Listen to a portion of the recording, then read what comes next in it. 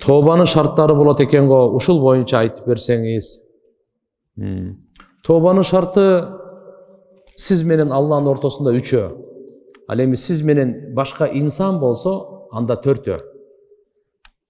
Биринчиси ушу сиз менен Алланын ортосунда болгон тобанын шарты кылган жаман ишти ташташыңыз керек ошону. Мейли зынабы, уурулукпу, ушакпы, кандай гана арам нерсе болсо, ошону ташташ керек. Өткөн ишке өкүнүш керек. Ушуну бекер эле кылыпмын, шайтандын азгыруусу менен деп, өкүнүп кайгырыш керек. 2.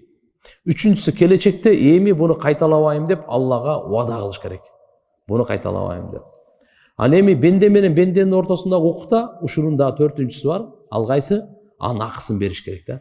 Бирөөдөн акча алып бере элексиз, аны кайтарып бермейинче болбойт, тоба кабыл болбойт.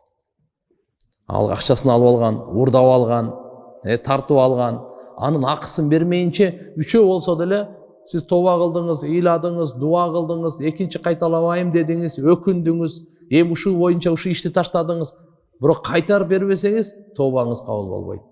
Бенде менен бенденин ортосунда азыркы 4-чү шарт сөзсүз туугандар, сөзсүз. Эгер бирөөнү ушактаган болсо, андан кечирим сурамайынча, же жалган күбөлүккө өткөн болсо, мен жалган күбөлүккө өтүп койдум, сиз мени кечирип коюңуз демейинче Алла кечирбейт туугандар. Тобанын ушу 4-чү шарты.